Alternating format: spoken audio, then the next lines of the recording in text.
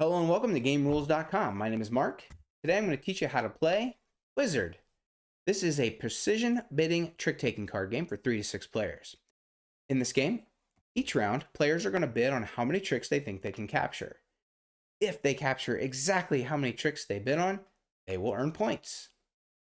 There's a few more things to it. Let's dive in and check it out. Out of the box, you get a 60-card deck that consists of a normal deck of playing cards plus 4 wizards and 4 jesters. The wizards are the highest ranking cards, and the jesters are the lowest. You also get a score pad. Set up the game by giving each player 1 card.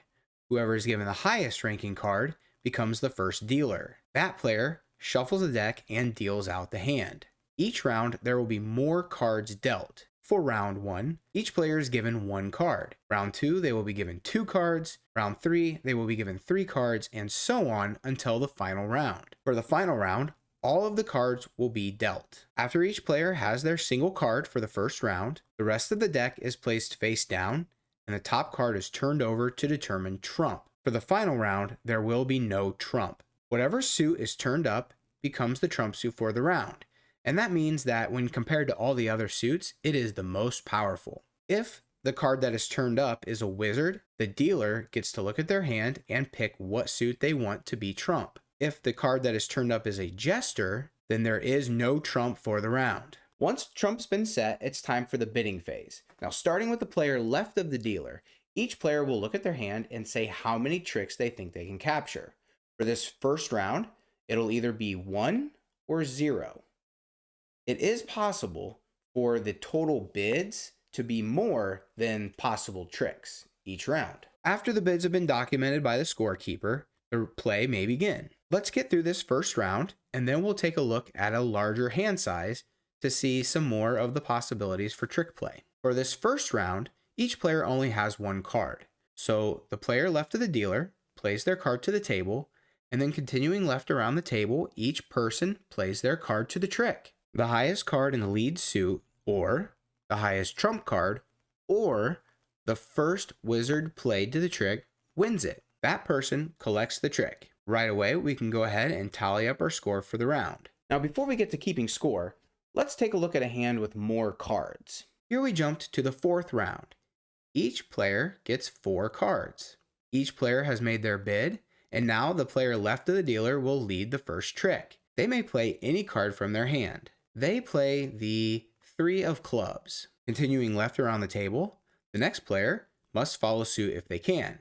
Or, if they wish, they can play a wizard or a jester. Wizards and jesters can be played anytime, regardless of whether or not that player can follow suit. Here, the player is going to go ahead and play the wizard. Play passes to the next player. They do have a club, and they don't have any other options, so they play it to the trick. Play passes to player 4, and they do not have any clubs, so they choose to play the 10 of diamonds. Now that the trick is complete, after all the cards have been played to the trick, whoever played the highest card in the lead suit, the highest trump card, or the first wizard takes the trick. Here we have the wizard taking the trick. That player leads out the next one. There are also a couple things you need to know about wizards and jesters. If a player leads a trick with a wizard, they will automatically win that trick because their wizard was played first. So after a wizard is led, all the other players can play whatever card they want from their hand. There is no suit they must follow. If a player leads a trick with a jester, it is the next card that will determine which suit must be followed. So if the next player throws out a 7 of spades, spades is the suit that must be followed if possible. And finally, if a trick is full of jesters, every card is a jester. Whoever played their jester first wins that trick. Those are all the basics for gameplay. Let's go ahead and talk about how to keep score. Now, at the end of the round, each player will determine whether they met their bid or not. You will get 20 points right away if you met your bid. And then you will earn 10 points for each trick you captured. If you missed your bid, you deduct 10 points for each trick that you were off your bid. So if you bid 3 and only capture 1, you missed your bid by 2 tricks. 10 points per trick, that's minus 20 points from your score. So you see, it is possible to get into the negatives in this game. A successful bid of 0 always earns 20 points. Once the score has been tallied for the round, collect the cards and the deal passes left. Continue playing rounds until the final round in which all of the cards have been dealt out. At the end of that round, figure out your final score, and whoever has the most points wins the game. And that's how to play Wizard. As you can see, this is a really tight trick-taking card game that relies on precision bidding.